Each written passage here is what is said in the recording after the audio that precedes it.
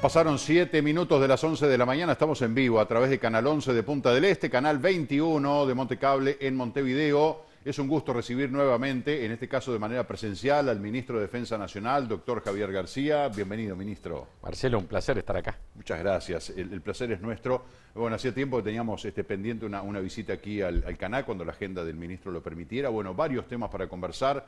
Uno que recién lo comentábamos, que está haciendo mucho ruido, para ver su opinión, porque también tiene que ver, tiene usted territorio, jurisdicción sobre este asunto. El tema de la filtración de información.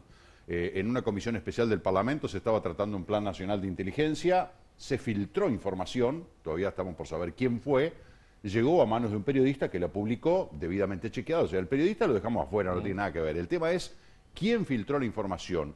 Usted hizo alguna afirmación que dice, salió del Parlamento, fue un dirigente político.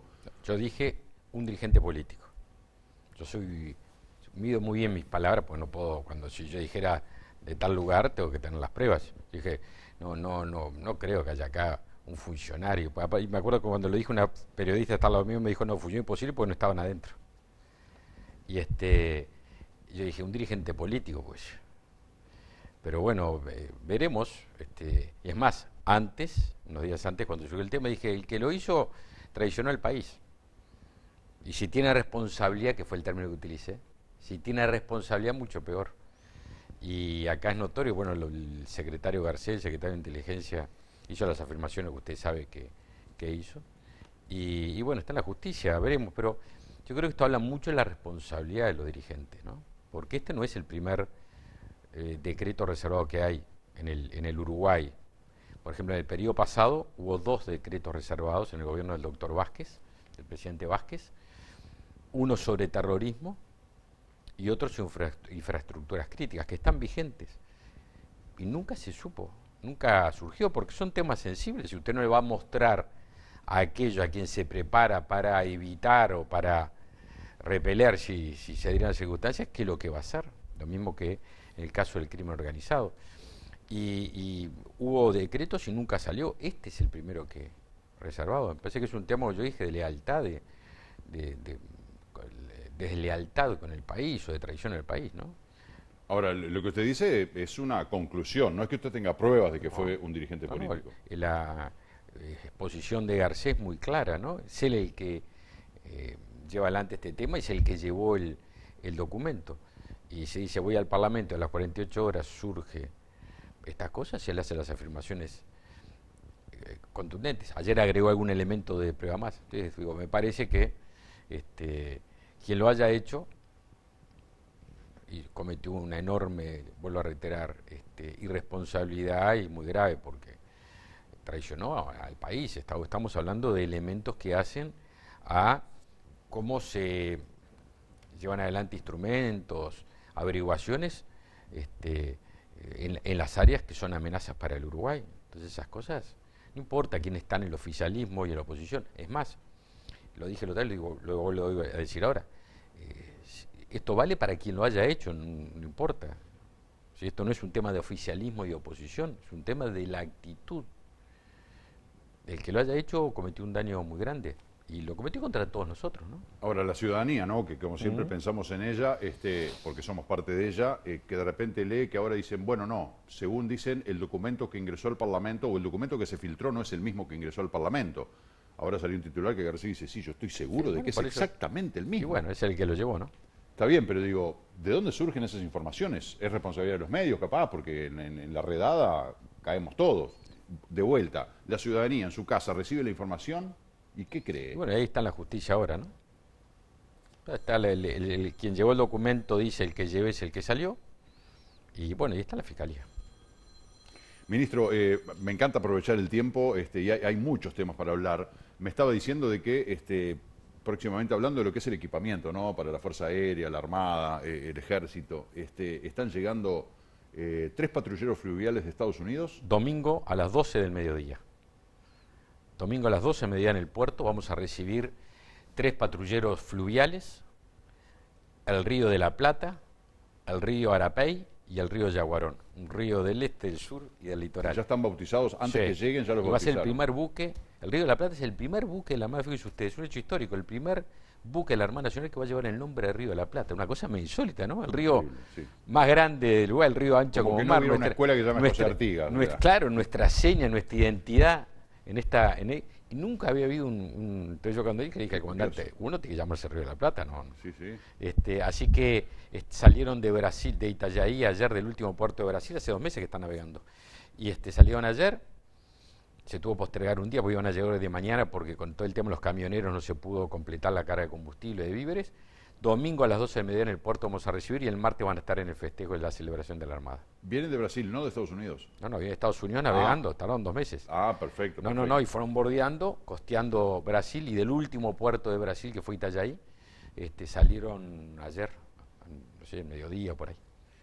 ¿Qué uso le va a dar a este equipamiento? Son buques patrulleros fluviales, costeros, y básicamente van a estar en todo lo que significa el patrullaje de las costas nacionales, tanto aquí en esta zona, el Río de la Plata, y después en el litoral, mucho en el litoral también, en el río Uruguay, ¿no?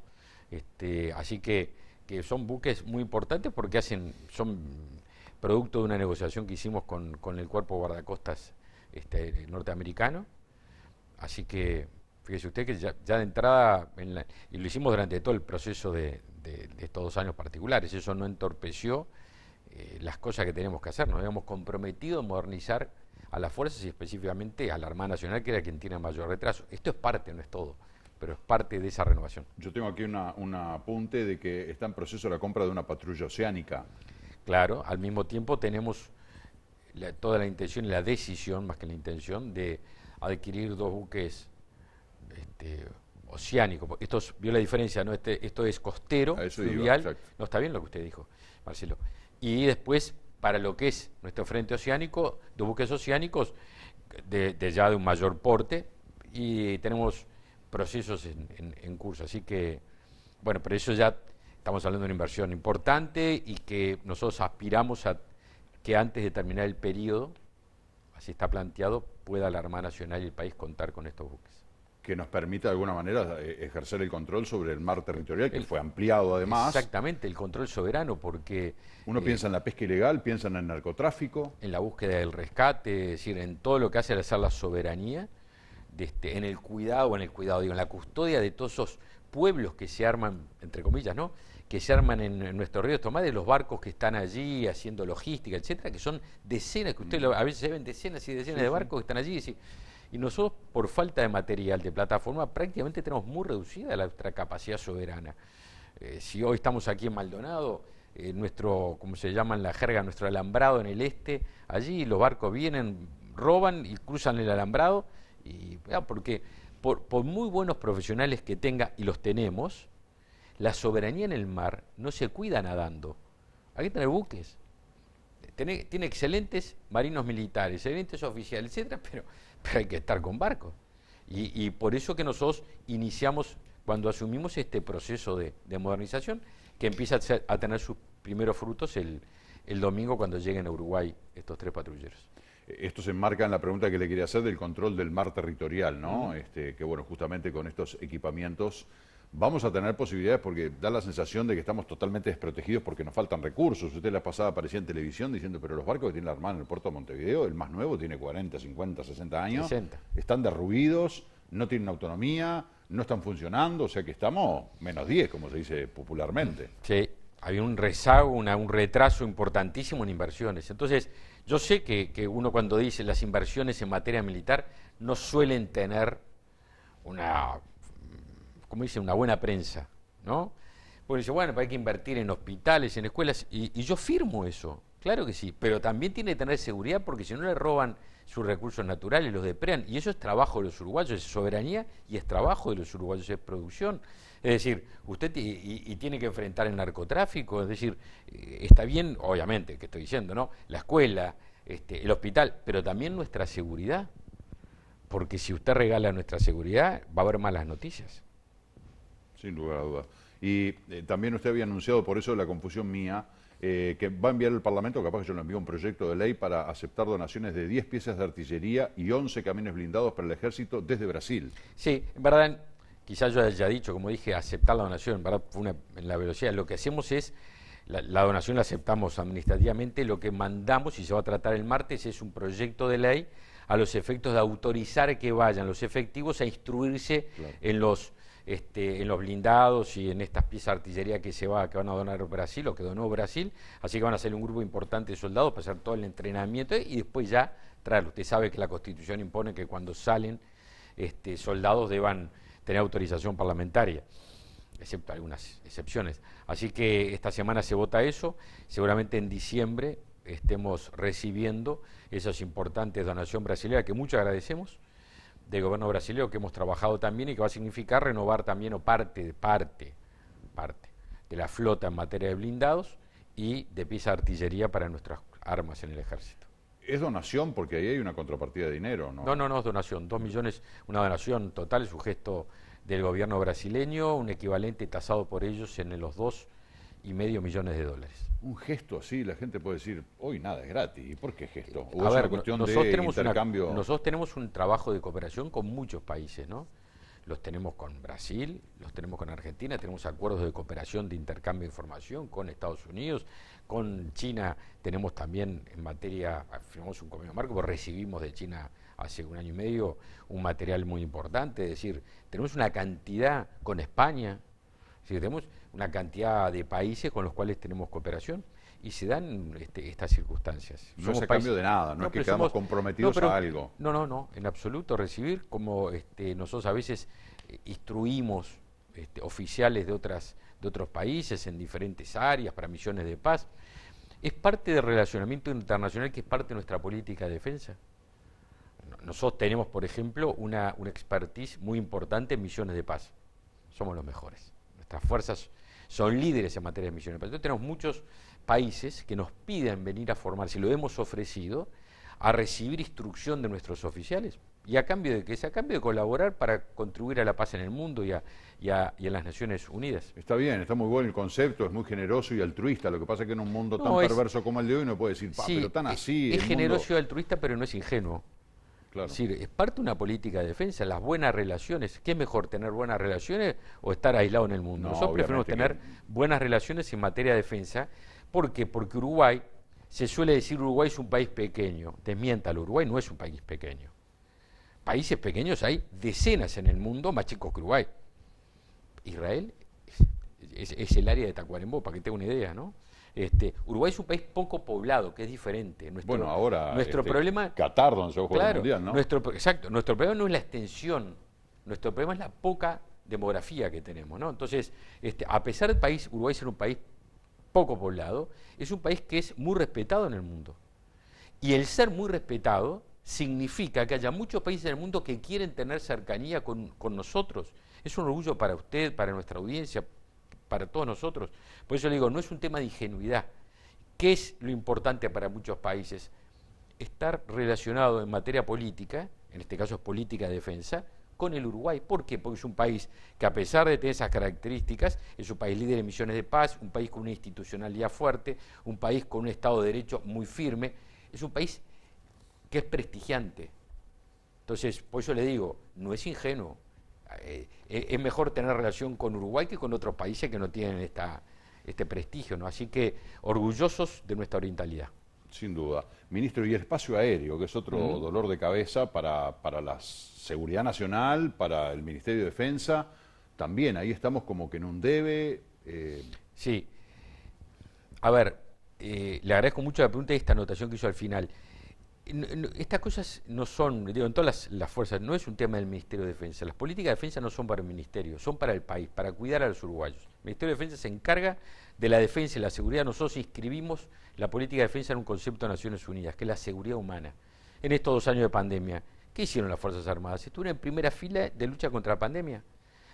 ¿Haciendo qué? Defendiendo a los uruguayos, en frontera, trayendo equipos médicos, etcétera, ¿no? Entonces, no es un tema del Ministerio, nosotros somos un instrumento del país. El espacio aéreo, tenemos necesidades, tenemos también un rezago, un retraso en materia de inversiones muy importante. Avanzamos con los Hércules. que vaya que recibimos críticas, pero en la pandemia estuvieron en primer nivel, ¿no? Vaya que estuvieron en primer nivel. Ahora necesitamos otro tipo de plataforma. Salen carísimos, carísimos. El otro día estamos en la Comisión de Defensa y decía, un avión, de esos que se necesita para ejercer controlar la soberanía, 100 millones de dólares, 50, 80, 100, 120, lo que quiera. Usted va a las góndolas y hay de todo. Imagínese un país como el nuestro hacer ese tipo de... Entonces, ¿a qué tenemos que recurrir? A la cooperación, al buen relacionamiento, porque si no es muy difícil acceder a eso. Por eso que este ejercicio es un ejercicio muy de hablar, de ofrecer esas ventajas comparativas que tiene Uruguay. Hay países que están dispuestos a cooperar, no digo en esto específico, que ojalá lo haya, estamos trabajando en algunas cosas, pero porque Uruguay, el tener una relación con Uruguay es una cosa muy importante y a su vez se puede lograr, como les decía, tener participación e instrucción en misiones de paz, en algunas áreas que estamos trabajando, de protección de personas y de niños en áreas de misiones de paz, que hemos sido reconocidos en el mundo. El ser uruguayo facilita mucho estas cosas y decía el senador Abreu, decía, el ser uruguayo es más que una condición, una profesión. Está bueno. En su época de canciller, ¿no? Abreu cuando fue canciller. Ahora, cuando hablamos del control del espacio aéreo, uno piensa, lo vemos en los noticieros, cómo se utilizan las pistas clandestinas en el interior del país, hablando del narcotráfico, ¿no? Y la poca capacidad que tenemos de captarlo con radares. ¿Cómo estamos con el tema radares? Porque había problemas, se había alquilado uno. Sí, no tenemos eso. Ajá. Le voy a dar un tema técnico que me enseñaron en la Fuerza Aérea, no es que yo sea especialista, nada que se le acerque. Los radares funcionan como un cono invertido. ¿Por qué los aviones chiquitos, lo que comúnmente se llama una avioneta que utiliza el narcotráfico, vuelan casi que a ras del piso? Para no ser detectados por radar. Y no son detectados por los radares de Uruguay, y no son detectados por los radares de Estados Unidos, para entendernos. ¿Por qué? Porque la tecnología es así. Entonces, ya ha avanzado mucho la tecnología, son inversiones multimillonarias, ¿no? Unos radares que van arriba de unos aviones que vuelan permanentemente, se imagina que no tenemos posibilidad. Entonces, por eso las avionetas vuelan casi a ras de piso, porque cuando usted llega casi al piso es un punto. Cuanto más alto vuela, más capacidad tiene que el radar lo capte. Entonces ahí lo que hay que utilizar mucho es la inteligencia, es la información, y por eso nosotros tenemos, independientemente de que estamos trabajando que en el aeropuerto de Santa Bernardina, Durazno, el año que viene, seguramente antes de que termine el año que viene va a haber un nuevo radar que incluimos en la licitación, no, en la concesión del concesionario. Dijimos, necesitamos un radar porque ese está mal, el que tiene es muy viejo, y entonces ahí le pedimos un radar, y va a haber un radar. Y va a haber otra tecnología que se está utilizando, se llama ADSB, que eso esperamos ahora, la más breve posible, poder tenerlo funcionando ahí en Durazno. Pero independientemente de todo eso, este problema que le dije lo vamos a tener. Lo tenemos nosotros y lo tienen todos los países. Entonces, ahí lo que se requiere es mucha inteligencia, intercambio de información, con Brasil y con Argentina. Y ahí trabaja mucho la policía y trabaja la Fuerza Aérea, la inteligencia de la Fuerza Aérea. Entonces, vuelvo a reiterar, no es solo un tema de radares, es un tema de combinar tecnología con inteligencia y con capacidad de represión, que eso lo tenemos. Ministro, recién hablando de tenemos que ir salpicando los temas, ¿no? Pero de alguna manera también esto puede utilizarse para el combate al contrabando, que es otro dolor de cabeza, el contrabando. Y aquí lo quiero hilvanar con lo que fue el decreto de modificar lo que era la normativa en materia de tabaquismo, ¿verdad? Que se dijo, hacemos esto para combatir al contrabando. Y se escucharon muchas voces en la gente que decían, bueno, pero una cosa es una cosa y otra cosa es otra cosa. Lo del tabaco déjenlo quieto. Ataquen al contrabando como tal. ¿Cómo vamos en la lucha contra el contrabando? Porque más allá de la coyuntura con Argentina, de la frontera seca con Brasil, es un dolor de cabeza permanente. Es un tema que muy parcialmente nos toca a nosotros, porque se imagina que es un tema más de otras dependencias, aduanas, se lo pregunto porque tiene que ver. Pero hay un porcentaje que nos toca. Pues yo le digo, Marcelo, no, todo en su justo término, porque nosotros tenemos jurisdicción sobre los 20 kilómetros de frontera. Y estamos hablando de las Fuerzas Armadas, pero los militares no son aduaneros, ni son quileros, como dicen en el Cerro Largo, ¿no? Si estamos hablando del gran contrabando.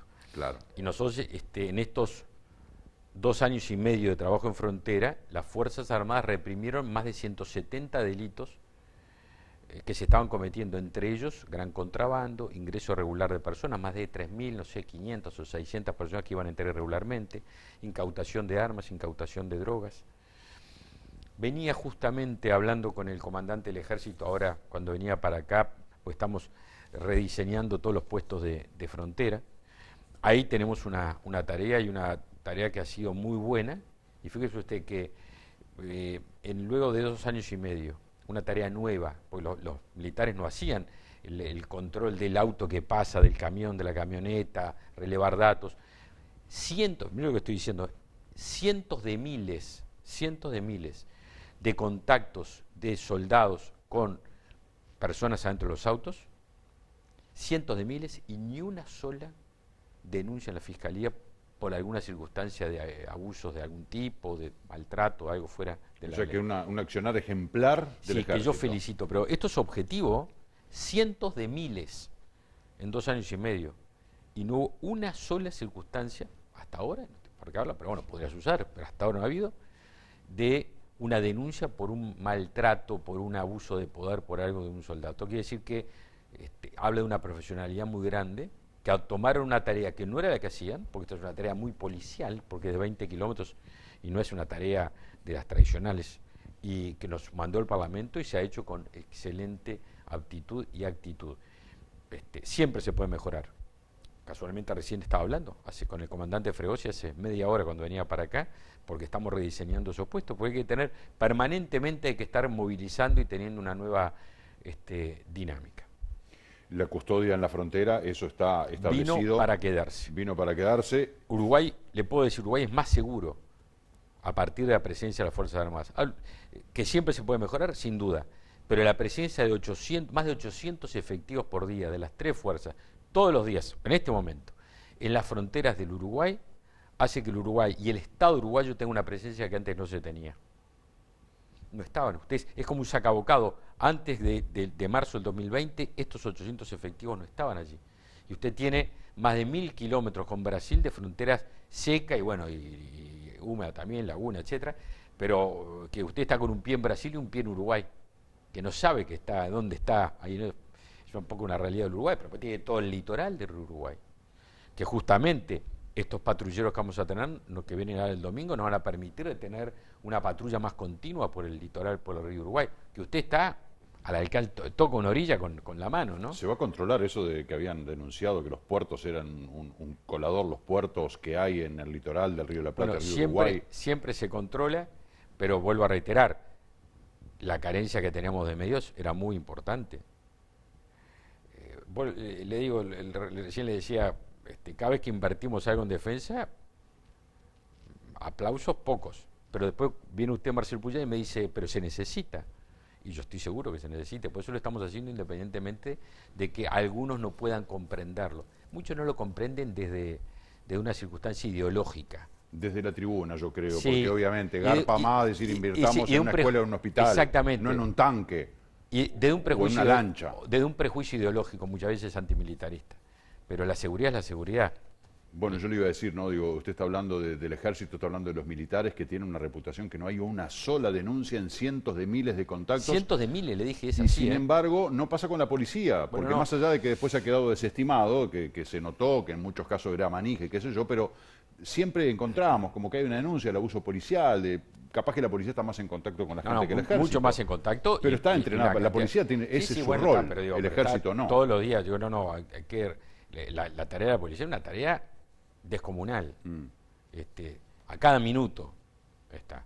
Y a ver, acá todos podemos tener en nuestra fila gente que en algún momento, pero ¿cuántas denuncias hay también? Me meto un terreno, no es mío, contra la policía, pues van al fiscal, el fiscal dice actuó bien. Si no es la denuncia, hay que demostrarla porque una persona no actuó bien. Entonces, por eso vuelvo a reiterar, hay que respaldar, como lo está haciendo el gobierno, y sobre todo con la LUC, a la Policía Nacional, en una tarea que es titánica, de todos los días, enfrentando muchas veces a un enemigo que en estos últimos años y tiempos ha potenciado enormemente su nivel de organización, crimen, de fuego, de crimen. corrupción. Esto que se está viendo en Uruguay, de personas descuartizadas o quemadas. Sí, o con 20 balazos en el cuerpo. Lo veía en las series. No lo veía en la serie de Netflix. Sí. No se veía en Uruguay. Y eso habla de un cambio cualitativo en el crimen organizado. Qué problema que tenemos allí. Usted sabe que tenía un apunte acá para preguntarle por los salarios de los soldados, ¿verdad? Son los funcionarios públicos peor pagos de la administración. Siempre se habló de que necesitaban un refuerzo. En el presupuesto y en la rendición de cuentas, bueno, se logró alguna cosita, pero de la mano con eso quiero hilvanarlo con la reforma de la Seguridad Social. Sí, pero permítame corregirle. A ver, ¿cómo no? Cosita no. Bueno, Va a haber un aumento sustantivo, porque usted toma a un soldado que apenas supera los 20.000, soldado, como se dice popularmente, soldado raso, sí, ¿no? Es el término popular, el grado de ingreso, que ganaba apenas un poco más de 20.000 y va a haber partidas de 2.000 y pico de pesos, es decir, va a haber un aumento casi el 8%. Tenga en cuenta la caída del salario, pero aparte que se le agrega, no, pero usted no lo hizo peyorativamente, usted digo, no lo hice de esa, pero me parecía que la justicia indicaba que es un porcentaje del 8%, más al que hace frontera a frontera, las partidas de cárceles, nocturnidad, por primera vez en la historia va a haber partidas por nocturnidad para el que hace la guardia. Entonces, vaya, siempre aspiramos a más, siempre aspiramos a más. Pero empezamos en ley de presupuesto, en la rendición de cuentas, siempre incluyendo. ¿Por qué? Le doy el último dato donde entré a caja del servicio de retiros o caja militar. La diferencia a marzo del 2020, cuando nosotros ingresamos al gobierno, entre un cargo de ingreso en la administración central, civil, ponga el ministerio que quiera o la oficina que quiera, y un cargo de ingreso a las Fuerzas Armadas será casi 40%. Marcelo Pullares entraba al Ministerio X de administrativo, o Marcelo Pullares entraba de soldado, si entraba de administrativo ganaba 40% más el mismo Marcelo Pullares que acá. Y nosotros con todo lo que hemos hecho hemos disminuido casi al 25%. Si hubo una disminución sustantiva, con todas las circunstancias que hubo en el medio, ¿no? Así que avanzamos. Bueno. Servicio de retiros, caja militar, como decía. Caja militar, porque la caja militar está comprendida dentro de la reforma de la Seguridad Social. Usted estuvo en la comisión especial del Parlamento que ya empezó a trabajar. ¿Y qué pasó en esa comisión? La verdad, ayer. Sí. Pasó una cosa, en mi vida de parlamentario, 20 años de parlamentario, la verdad nunca me había pasado. Ayer fuimos convocados con el Servicio de Retiro, el Ministerio de Defensa, para explicar a la Comisión de Seguridad Social. Y yo preparado con mucha información, eso para estar unas cuantas horas, porque aparte como había sido mucho debate público el tema, y estuvimos 20 minutos. 20 minutos, sí. La comparecencia suya en la comisión fueron 20 minutos. El acta dice 23 minutos. Y no hubo preguntas, hicimos una exposición, yo hice una exposición sobre el contexto, sobre el análisis, la instrucción política, y después le pasé al general Ifrán, que es el director del servicio de retiros, o mejor dicho, del servicio que tiene el servicio de retiros incluido, y habló 10 minutos, y el presidente de la comisión dijo, bueno, ahora empiezan las preguntas al ministro y al ministerio. Como dicen los gurises, cri. Legisladores de todos los partidos. Todos los partidos. Y no hubo preguntas, y dijo, bueno, entonces si no hay preguntas se levanta la sesión. Le digo porque fue un tema tanto de debate público, incluso se hablaba de tratamiento express. Usted escuchaba hablar de eso, ¿no? El tratamiento express, se decía la oposición, y vamos a la comisión, y no hubo preguntas. ¿Cómo se puede tomar eso? ¿Como que las explicaciones suyas fueron satisfactorias y fantásticas? ¿O como que justamente no hacemos preguntas es una manera de marcar una postura de la oposición? Yo cuando... Pero creo que es el Parlamento, el lugar indicado para hablar. Es la cocina, las comisiones son las cocinas del Parlamento. Es decir, ahí es donde usted pregunta, corrige, negocia, para enviar al plenario, que es donde se da el toque final. Pero la cocina, la artesanía de una ley, es en las comisiones. 20 minutos, la verdad que en mi experiencia parlamentaria, que no es corta, la primera vez que veo un tema sensible. Usted me dice, es un tema... pero un tema ¿Y qué sensible. Conclusión saca usted de eso? Yo creo, yo ayer decía que los dirigentes políticos nos tenemos que acercar a nuestras tradiciones, porque no vale hablar desde la ajenidad. Todos los partidos, desde el 85 a la fecha estuvimos en el gobierno, los partidos históricos y el Frente Amplio, Partido Colorado, Partido Nacional y Frente Amplio, estuvimos en el gobierno. Y no hay, yo decía ayer en el Parlamento, cuando hice la introducción, no hay, porque no lo permite la ley, ningún senador o diputado que sea militar en actividad. Quiere decir que todas las leyes las votamos los dirigentes políticos, de todos los partidos. En los 15 años de Frente Amplio hubo varias leyes, una del 2018 reformó la caja, en los gobiernos anteriores, es decir, que la circunstancia, la organización del servicio de retiro, mal llamada caja militar, es una responsabilidad de todos los partidos políticos. Pero aparte agregué un dato que no es menor, Marcelo. En el 85, cuando recuperamos la libertad, veníamos de un periodo de dictadura, con unas fuerzas más hipertrofiadas, 42.000 efectivos, 42.000 soldados. No, era una dictadura militar y civil. Y llevamos todos los partidos políticos a 26.000, perdón, actuales. Bajamos 16.000. Bien hecho, ¿no? Claro, pero usted tenía un activo y lo pasó a pasivo. Y nadie planteó no pagar porque no se puede, ¿no? Y no, porque pateamos para adelante y después vemos. Y hay que pagar el retiro. Entonces, la relación activo-pasivo cambió totalmente por decisiones políticas, yo creo que bien tomadas, que fue reducir. Entonces, muchas veces la discusión esa pública sea, es decir, de señalar, primero ayer, voy a reiterar, ni una sola pregunta, pero aparte, las circunstancias, que las realidades que hay son decisiones del Parlamento democrático. Y ahora se va a inscribir la llamada caja militar, es el único servicio de jubilaciones o de retiros que va a tener 2 reformas en 4 años. No hay ningún otro.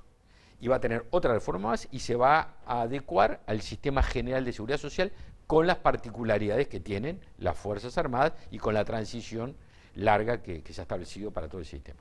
Ministro, se nos terminó el tiempo. Quería hablar de la salud mental de los soldados, que es tan importante de toda la población, ¿no? Pero ejército, policía, trabajadores de la salud, me parece que es muy importante ese tema. Y también, bueno, que mencionó lo de las misiones de paz, ¿se va para Altos del Golán? El miércoles. Ajá. El miércoles voy con el comandante del ejército a Altos de Golán y a Sinaí, que tenemos 210 efectivos en Golán y 50, aproximadamente un poco más de 40 en Sinaí, hace muchos años. Y hoy, lo ha dicho en el Congo ya un par de oportunidades, porque creo que es muy importante que quienes estamos en la responsabilidad de dirigir esta área, respaldemos a nuestros efectivos que están un año fuera del país, lejos de su familia, cumpliendo una misión importante para la paz mundial y en esta zona específica. No es solo levantar la mano en el Parlamento o enviar un proyecto de ley como hago yo o como hacía cuando era parlamentario y levantaba la mano. Es hacerse cargo y respaldar a nuestros compatriotas. Y vamos a estar allí, vamos a ir con el comandante. Vuelvo a reiterar, en una actividad que es institucional y de respaldo político a aquellos que son reconocidos en el mundo y se sacrifican en tareas que no son fáciles para consolidar la paz. Les cierro una frase.